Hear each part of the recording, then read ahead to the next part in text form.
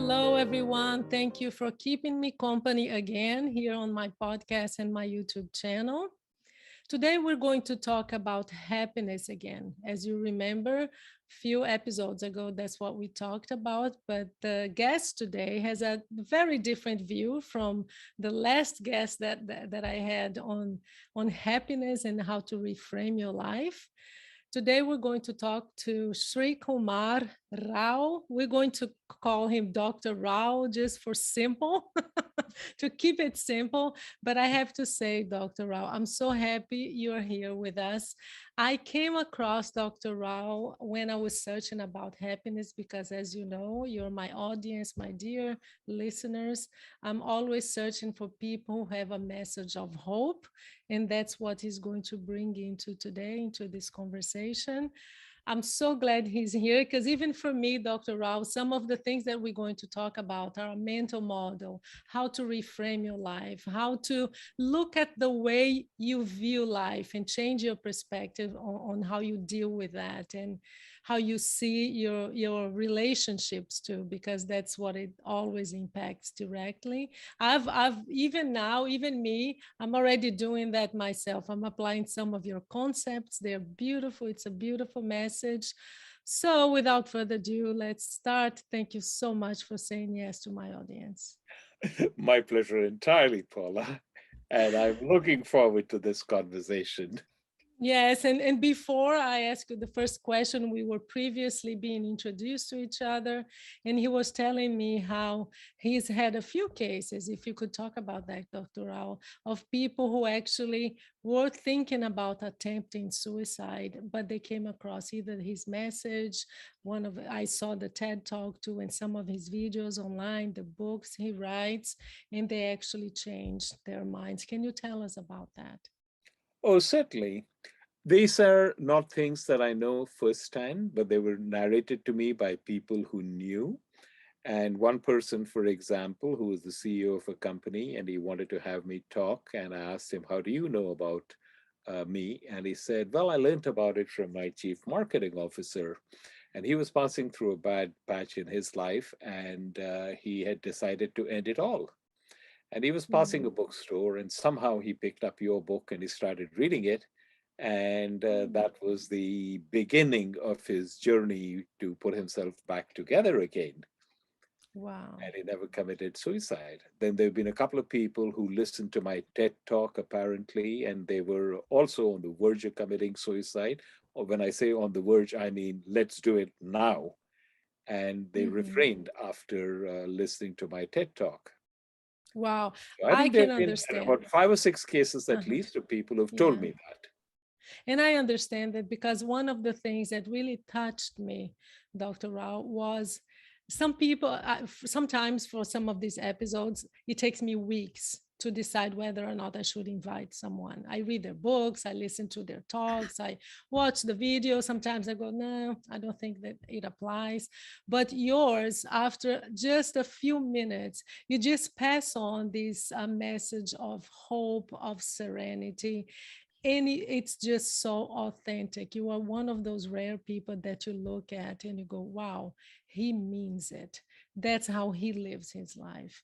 And it really didn't take long. I didn't have to watch 10 videos like I usually do or read your books because I just wanted you to bring this message to us. So thank you again. And let's start with one of your concepts that I think applies to all of us: mental chatter. As you say, it's an unwelcome guest, and it helps us. That's one of the things that helps us create our reality, which sometimes is not really the reality, but it's what we believe in. So what is mental chatter, and how does that affect our lives? Paula, mental chatter is an internal monologue that we have going on in our head all the time. We've always had it. It begins when you get up in the morning, is with you throughout the day, is with you right now, is with you when you go to bed, and sometimes it speaks so loudly that you can't go to sleep. You know, the Mm. kind of thing that says, do I have to get up? I want to sleep some more. Let me hit the snooze button. Oh gosh, there's so much work to do. I'm never going to get it all. It's always there, incessantly. And it's been so much a part of our life that we don't even recognize we have it. It's part of the background now. It's like an unwelcome relative who's shown up in your house and you can't throw him out. So what do? You suppress it, you ignore it, you work around it, you try to do the best you can with your mental chatter. That's a big mistake because our mental chatter creates our life. We think we live in a real world. We don't. We live in a construct. And we made Mm. that construct with our mental chatter and our mental models. All of us are living in the matrix, Paula. Only this is not a matrix created by an alien civilization, but our own creation. Mm-hmm. We construct the world with our mental chatter, and then we experience the world as we have constructed it. Mm-hmm. And where does it come from? Where does the chatter come from? Oh, that is a very profound question. And the short answer is the mind generates the chatter. The mind is always looking out. One of the most important teachings of the Buddha was the parable of the second arrow. Have you heard about that? No. Okay. So the Buddha asked Ananda, his disciple, Ananda, if an arrow were to hit you in the arm, would it not be very painful? Ananda nods his head. Yes, Lord, it would be very painful. And if a second arrow were to hit you exactly where the first arrow hit you, would it not be even more painful? Ananda nodded. Yes, Lord, it would be even more painful. Then the Buddha asked, why then do you shoot the second arrow?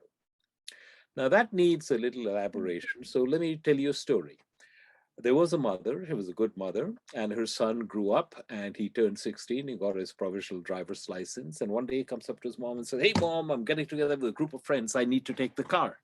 And the mom says, no, you just got your provisional license. You can't take the car. He says, no, no, I have to take the car. Where do you have to go? I'll drop you. No, no, mom, you don't understand. I'm getting together with my friends. It's very important that I have the car. It's very important that you not be there.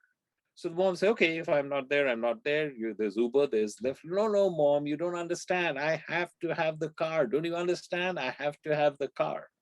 And the mom says no, but he begs and pleads and wheedles. And you know how kids are. So bit by Mm. bit, the mother gives in and she takes promises. You're not going to drink. No, no, I'm not going to drink. You're going to come back at 9 o'clock. Yeah, I'm going to come back at 9 o'clock. And you'll call. Yes, I'll call. So she reluctantly, she gives him the car keys. And of course, once she gives him the car keys, he forgets all the promises, doesn't call, drinks too many beers, has a serious accident on the way back, and is operated on in the hospital. And his mother is there in the hospital, in the operating, next to the operating room. And when he's wheeled to the recovery room, she rushes back home to have a quick shower so she can go back to the hospital. And then a friend calls. And the friend says, what kind of a mother are you? How could you possibly have let him have the car? You're not a mother, you're a murderer. Wow. Now, you're shocked that a friend would say something like that, right? At a time Mm. like this. But you'd probably be less shocked if I said it wasn't what her friend said, it's what she told herself. Mm. Because she believed it, right? It was probably That something that she was telling is herself already. that is the second arrow.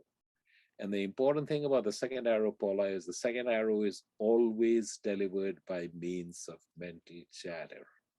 Mm. No matter what problem you're facing, your mental chatter about that problem makes it at least one and probably several orders of magnitude greater. Yeah, and this All of is my so coaching important. clients, if I could Yeah, get them to stop at the second arrow, they'd be way ahead of the game. yeah. Most of the time, they're in their fifth, sixth, and 25th arrows. Mm, yeah, because it becomes a loop, right? And we will talk about how to change all of that. We'll go into Absolutely. two more. We'll go into two more concepts of yours that come from your talks, and then we'll talk about how to flip that and how to change Sure. that. But when you talk about mental chatter, Dr. Rao, I think about in terms of who the people who are listening right now, if they are suicidal, the mental chatter might be something like, I'm not good enough. I am never going to get out of this situation. There's no way out. And that's why suicide becomes an option. And also Absolutely. for those who are grieving, is what did I do wrong? And it's the mother. Many, many times it's the parents who are blamed for the loss they had, and they blame themselves. I mean, how could I not have seen it? Did I do enough? Was I a good parent? Was I good enough? So I can see this mental chatter as a loop in their heads over and over again. Completely. It's not just a loop, Paula, it's a self-reinforcing loop. The more you think Mm. about it, the deeper it becomes, and the more you think about it. Yeah, So and it's become, it's and a as you said, it reinforcing shapes your loop. Yes, reality, right? absolutely, yes.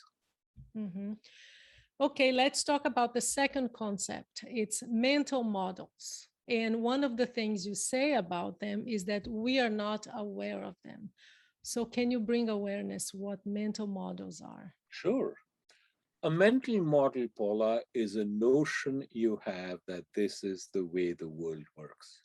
You have dozens of models, you have hundreds of models. You've got a model for everything. You've got a model for how do I select guests to come on my podcast. You've got a model for how do I find a man to marry. You got a model for how do I find a job. How do I get ahead in the job that I find. Dozens of models. These models may be in conflict with each other, and you may or may not be aware of them. The problem is not that we have mental models. The problem is that we're not aware that we have mental models. We think this is the way the world works. And we're so convinced that this is the way the world works that we gather a lot of evidence, quote unquote, that this in fact is the way the world works. And very soon we build a silo around ourselves that's so thick that we can't break out of it. Look at the world right now, the amount of divisiveness there is. And it's all based on a model. That person supports that party and that candidate. He must be evil. The devil has entered into his soul. I don't want anything to do with that person. That's a Mhm. model. And the more you think like that, the more you notice the person's activities, proclivities, and you say, see, I knew that. He is the devil. And that happens on both sides. Yeah, just look at what happened with the masks, right? Who are the people who Completely. don't wear masks? Who are Mhm. the people who now are not willing to be vaccinated? These are all mental models. These are all mental models. Mhm. The problem, as I said, is not that we have mental models. The problem is we don't recognize we have mental models. Mhm. Mhm. So, so and so is a belongs to party A, he must be evil. So automatically you look for things, signs that that person is evil, and of course you'll find them. Yeah, If you and look for you signs that reinforce he's a it, great right? guy, you'll find that too. But when you're doing that, you don't recognize it as a model. You think, see, I told you, this is the way it is. And that is Yeah. how we get into silos. And that is why we have so much divisiveness and rancor and all of the conflict that Division. we have. And this is worldwide. Yeah, I know. In my country, it's the same. We have the same situation as in here, a country that is divided into you're good, you're bad, I'm good, right? Yeah, and It's a it's really global sad to situation, see. Paula. Yeah, It's a it global. is. It is. And I don't see it getting any better. And it what comes to me is the idea of flexibility. Because you even surround yourself with people who have the same belief system. Again, they reinforce what you believe in, and you are unable to broaden a little bit your vision to see it's not just that, right? Correct. The important thing, as I said, is to recognize that it is a mental model. Because if you recognize that this is not reality, it's just a model, then you ask yourself, is this model serving me well? Mm-hmm. And if you think that the model is not serving you well, you can make changes in it. But if it's reality, hey, there's nothing you can do about it. This is reality. Where do we draw the line, Dr. Rao? You're talking about this, and I'm thinking about beliefs, but I'm also thinking about values, Mhm, because sometimes many times the mental model is related to your values, mhm. and values are kind of rigid, right? And sometimes they should be. So where Sometimes do you draw the line between, okay, I need to be more flexible and open my mind, but if it's totally against my values, I mean, where do I draw the line in terms of being this aware is of my a mental models? very tough question, Paula. And this is such a nuanced question that we will not be able to get into the bottom of this in our interview, Mm-hmm. because values are also contextual. Mm-hmm. I am going to tell the truth. That is a value. Mm-hmm. I'm a truth teller. But then let's assume you're living in Nazi Germany and a person who's being chased by the Nazi, a Jew, comes to your thing and says, please help me. And you say, okay, get under the sofa there. And immediately afterwards, the troops come in and say, did a Jew come in here? And you say, no. And they go away. And you Mm-hmm. lied. Mm. And you That's a just good one. violated your values. Yeah. That's why I say, there is in context. Yeah. So you have your values, you stick to your values, but you also judge them in the situation that you are in. And also the situation, and of course as a therapist I see this. I treat people. I For a while I had as clients sex offenders, and many times my friends would look at me, even my friends therapists would look at me and say, why on earth would you do that, right? So I always had two answers. One was because that's the best way to protect victims, because more than 80% of those who are sex offenders don't reoffend if they go through treatment. So that's a very good way of protecting society. But the second answer was because I try to look at them as human beings, and I'm curious about what led them there. There's always a story. There's Yeah. always a There's story. always a story. That is correct. Yes. Yeah. Okay, let's go number three. The last one that I want to talk about today. Well, not the last concept that I heard you talk about. We still have a long road, but the me-centered universe. This is all of us. It's human to be centered, to be self-centered. It's a matter of self-protection. It's how we protect ourselves, how we make ourselves safe, to always think of ourselves first. Even those who say, no, I'm very altruistic, I think about others first. No, it's not even human to think of others first, right? We always look at ourselves first, and that's the lenses that we apply to everything. So can you talk a little bit about that? Sure. We live in a me-centered universe, when by a me-centered universe, what we're always doing is behaving as if the earth revolves around us. And we view all things, all events from the lens of what is the impact on me. Our partner gets a great job offer, and your first thought is, how is this going to affect our relationship? Your boss leaves the company, and your first thought is, who's the new person going to be, and what's my relationship going to be with that person? Or possibly, am I going to get promoted, or is it that turkey next to me? Mhm. No matter what happens, we bring it down to what's the impact on me. Even when we're altruistic, earthquake in Mexico, many people died. Oh, let me call up and make a contribution to the aid effort. And very quickly after that, you say, how dare they put me on hold for so long? No matter I'm what trying happens, to help, right? we're always thinking in terms of what's the impact on me. Mhm. And I want to push back against the common notion of altruistic. Oh, he's so altruistic. He gives so much money. He volunteers in the soup kitchen. No, you're not really being altruistic. You just have a model of the world in which you are a helpful individual, and you're living up to that model because it feels good for you. And that is why you're doing it. Mhm.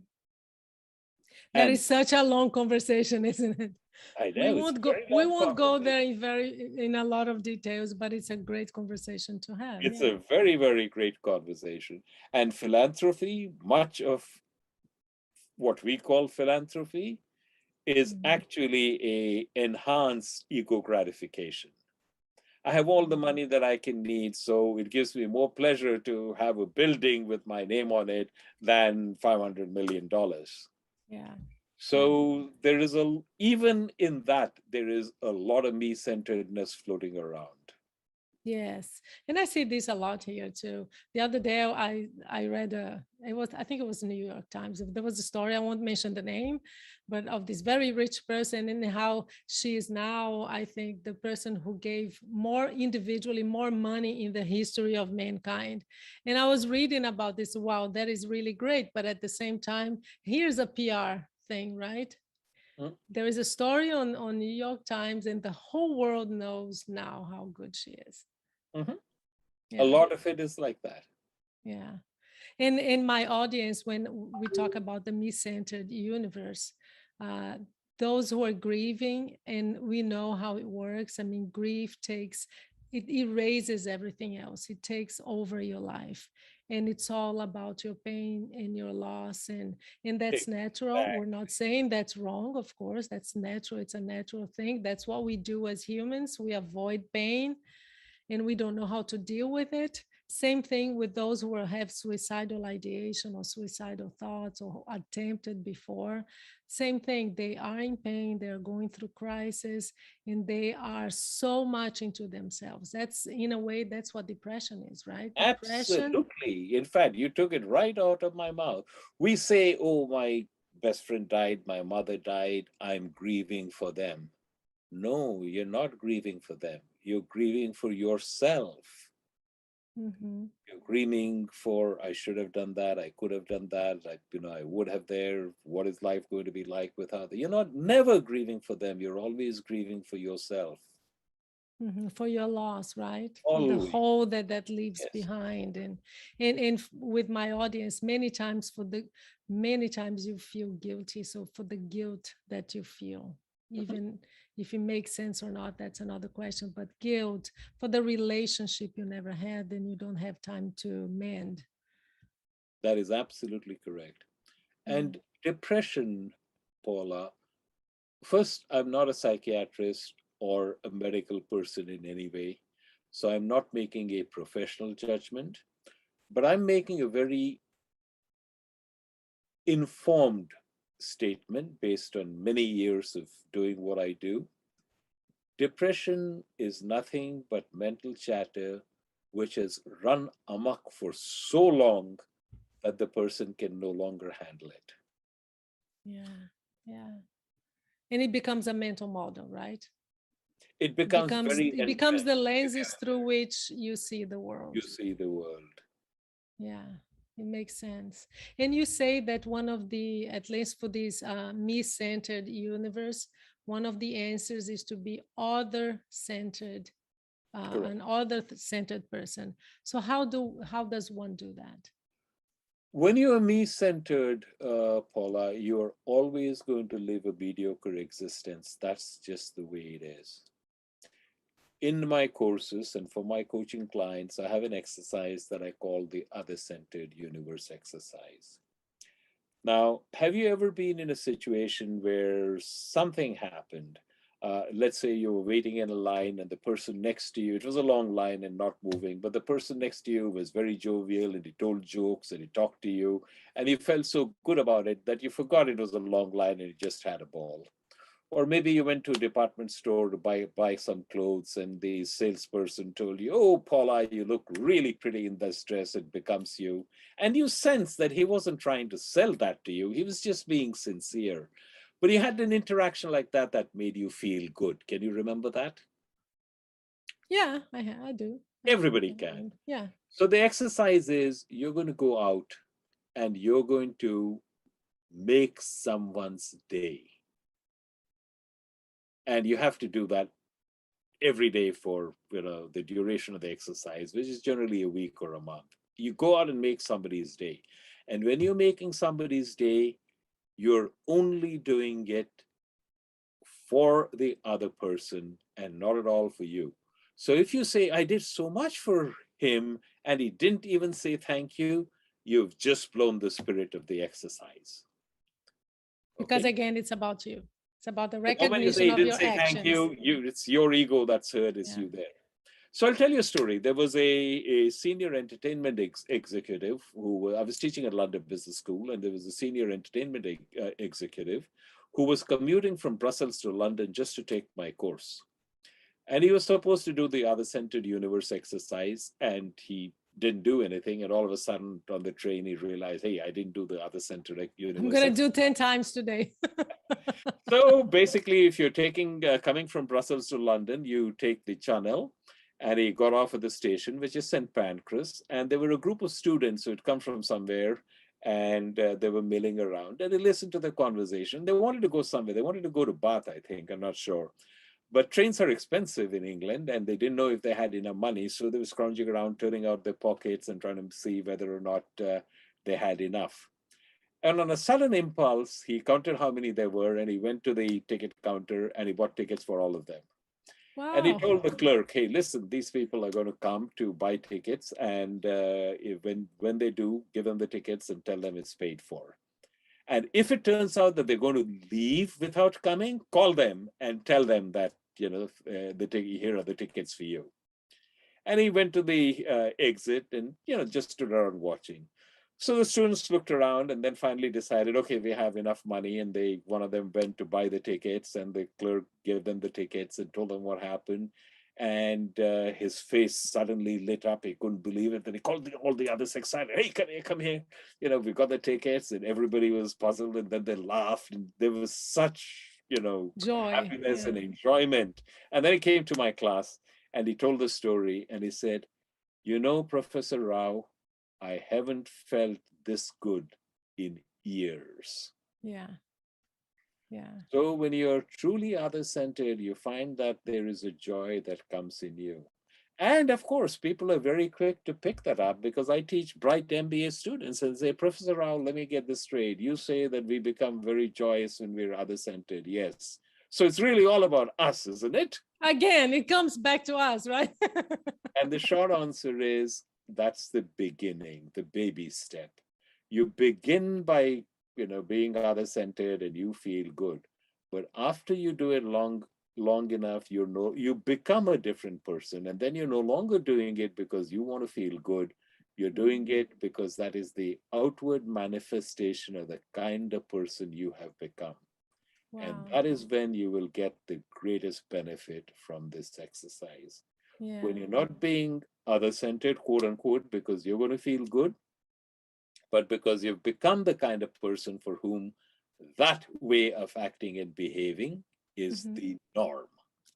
It becomes instinctive, doesn't it? It becomes And the norm. This is who it yeah, is. and then we create a new cycle, right? But it's a positive one, because you help someone, you feel good, and then when you feel good, you're kinder, you're more generous, and then it just creates this And there cycle, are and many it creates a new examples. mental model, right? There are many examples that we can look at. For a mother, for example, her child is crying, and she is able to get the child to eat. The child eats enough and sleeps, and the mother feels as though she's eaten and she is happy.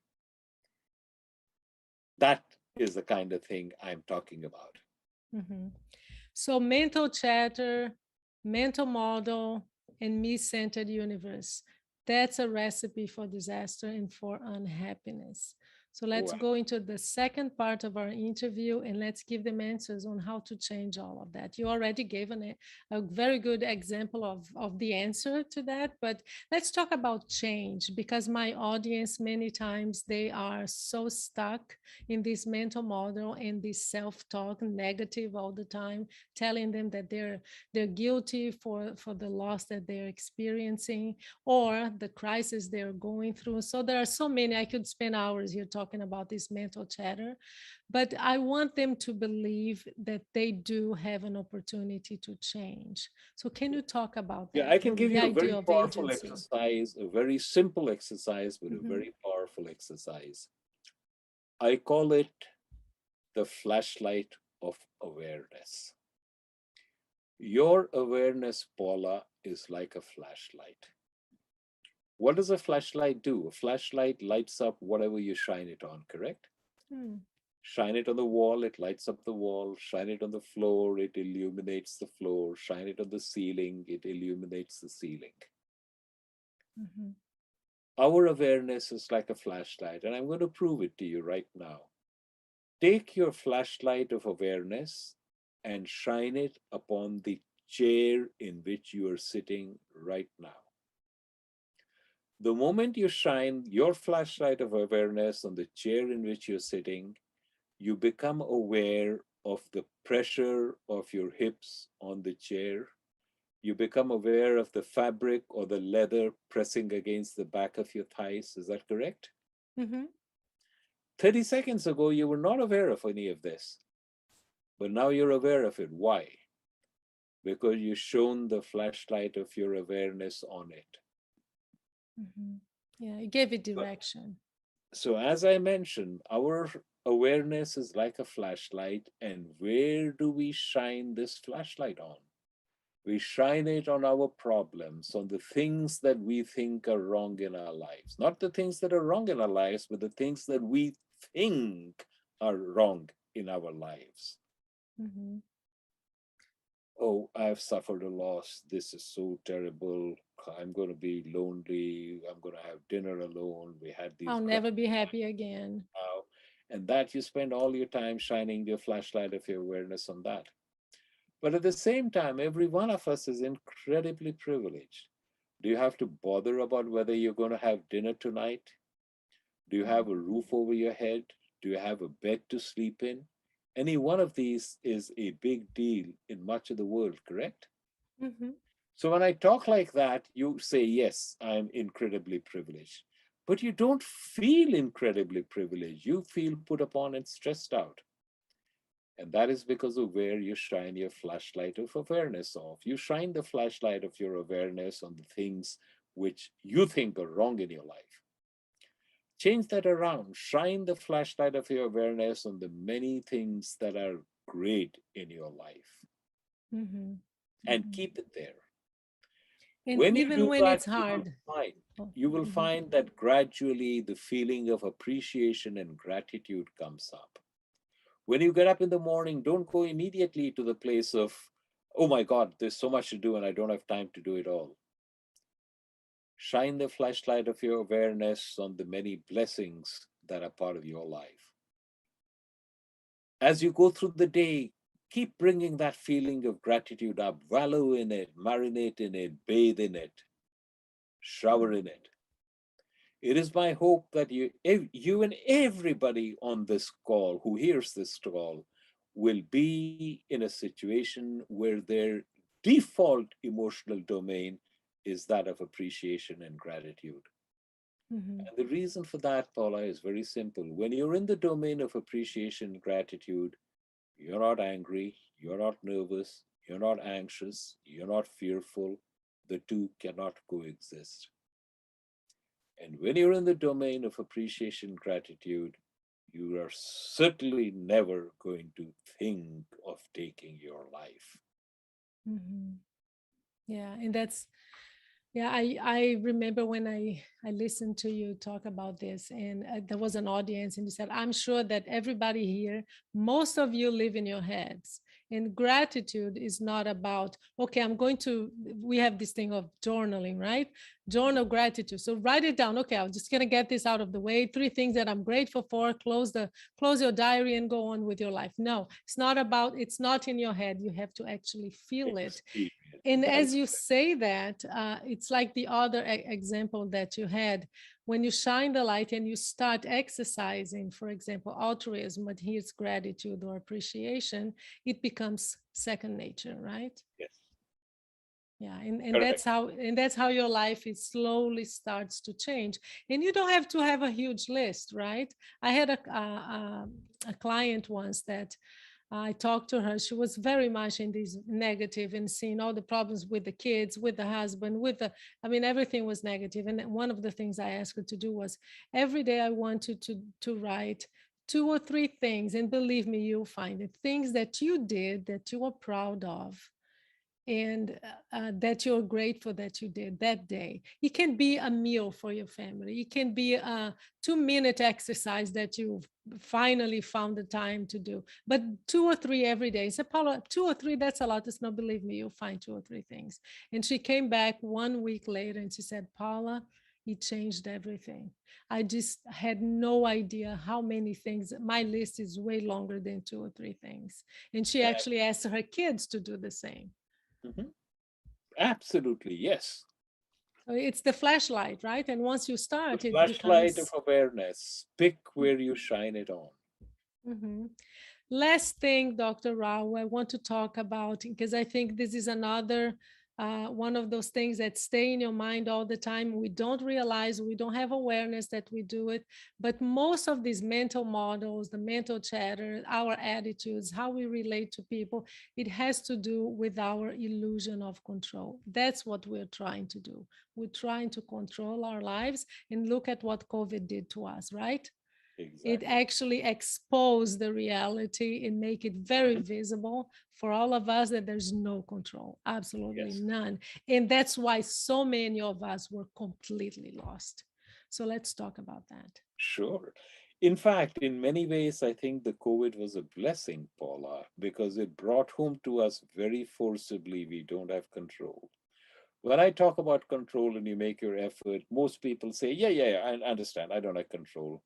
But you're talking at a very superficial level. Like, my marriage is on the rocks. I don't know if it'll survive. I don't have control. My son wants to get into Harvard, but his grades are not that good. I don't know if he will succeed. I don't have control. But even as you're saying that from a reality, quote unquote, which you don't even question. Things like, if I run out of toilet paper, I'll go to the supermarket and pick up a roll. If Hmm. I'm hungry and there's no food in the house, I'll go to a restaurant, order my meals. And now, because of the pandemic, even those things were called into question. So all Mhm. of a sudden, we realize at a very visceral level that we really don't have any control at all. And many people find that frightening, and that's why we have the amount of mental anguish and the mental problems we have. But Mhm. on the other hand, if you recognize, hey, we never had control, we just thought we had control, that was an illusion. Now, the illusion of control is fantastic, Paula. That's what makes you get up in the morning. That's what makes you make Mhm. plans, execute on the plan. That's Has what a function, right? it's a great function. But use the illusion of control, knowing that it is an illusion of control. Because in your life, as in everyone else's life, it will break down. And Mhm. when it breaks down, if you use the illusion of control, knowing that it's the illusion of control, you say, this is the time it broke down. What do I do? But if you use the illusion of control without knowing that it is an illusion, that's when you go to pieces. That's why so many people are having issues with mental health right now. Mhm. Yeah. So use the illusion of control. It's wonderful, but use it knowing that it is the illusion of control. Yeah, and this is such a powerful message for my listeners, because when I think about, again, the grieving families, and especially parents, my heart, I mean, it breaks my heart when I listen to a parent talk about the loss of their kid, because again, yeah, they had the illusion that they could control it, right? I mean, and I was responsible for that being. How could I have lost touch with my son or with my daughter and not know the extent of the risk of suicide? And so it is the illusion that you have control, because at the end of the day, nobody does, right? Never did. Especially over somebody else's life and their choices, right? And also people who are suicidal, many times what brings it up is the idea that they lost control of their lives. They're in financial situation that's hard, they lost their job, they lost a relationship, and now they feel, okay, there's nothing else I can do, as if they really could do everything. Exactly. And even now with COVID, when I think about this situation, this debate now, because there's always a division. Now the division is vaccinated and non-vaccinated, right?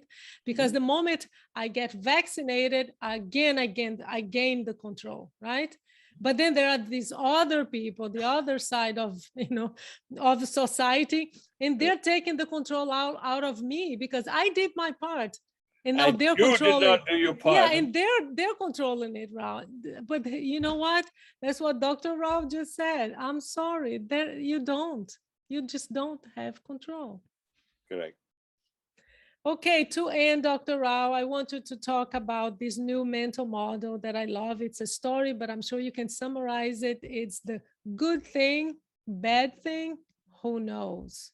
Let's talk about that because I That think is, that's a life-changing concept. oh, that is completely a life-changing concept. I have conducted so many workshops and I hear from people and companies that this has become our catchphrase. There are many companies in which people go around saying, good thing, bad thing, who knows? Dr. Rao says that. It's based on a very simple concept, Paula. Whenever an event occurs, any event, it does not cause suffering. Any event. Suffering only begins the moment you say, this is bad, this is terrible, I cannot bear it. Let's assume you get fired from your job. You now have a lot of spare time. But you get fired from your job and say, oh my God, what am I going to do? How do I make my mortgage payments? My kid's college tuition is due. This is terrible. And the moment you say this is terrible, at that instant, suffering begins. Suffering doesn't begin when you get fired. It begins when you decide, oh my God, this is bad. So I'm inviting you to think back on your life and can you recall any situation where something happened that at the time it happened, you thought this was terrible. But now you can look back upon it and say, that wasn't so terrible after all, or maybe even turned out to be really good. Mm-hmm. Well, I Most have people many, yeah, recall this I time. have many instances like that in my life. But even, I mean, even what happened to my father, right? And I'm not saying it was good. We can't ever see a suicide and look at it and say that was a good thing. But my dad died. It totally changed my life. But here I Exactly. am doing this work, right? So it completely bad? Completely. That's exact. That's a beautiful point. In fact, I was going to use that, but I will refrain because I didn't know whether it would bring any unpleasant memories to you. But I was thinking about that even as I was saying that. So yes, you never say somebody's death was a good thing, but you can say, based on my present level of spiritual understanding, I cannot classify this as a good thing. But I can say, I'm going to wrap it up in cellophane and put it on a shelf and say that someday when I have greater spiritual depth and wisdom, perhaps I can understand the meaning of this. But in the meantime, I'm not going to say it's a good thing, but I am going to say I will not let my life be defined by this tragedy. Mhm. And in your case, you grieved appropriately, and then it changed the trajectory of your life. Mhm. So if you can think of something that at some time you thought this is bad, but then it turned out to be not bad, or maybe it even turned out to be good, then is it possible that what you're today thinking of as bad, is it possible that in a few years it could turn out to be wonderful? Is it possible? Mhm. Just asking yourself that question will move you to a different emotional domain. Yeah. And then, if you take the next step, what can I do to actually make it a good thing? And you move from the realm of despair to the realm of possibility. Wow, that's It's a beautiful. very powerful exercise. Hmm. And as you say, do not hurry to label things, right? Exactly. Give it some time, breathe, reflect on it. And as you just said, as you just mentioned, yeah, make something out of it because you probably can, right? Exactly. Dr. Rao, thank you so much. I want to end by reading something you said that kind of puts all of this together. You said the journey is the only thing you have. That is The correct. Yeah. universe is benevolent. It gives you what you need for your growth. Look for evidence that it is, and the more you look, the more you will find. Amen. Exactly correct, Paula. Thank you so much for your time and for being with us and sharing this hour with my listeners. My pleasure entirely, Paula. You have a terrific day, terrific evening. Have a terrific rest of your life. Thank you.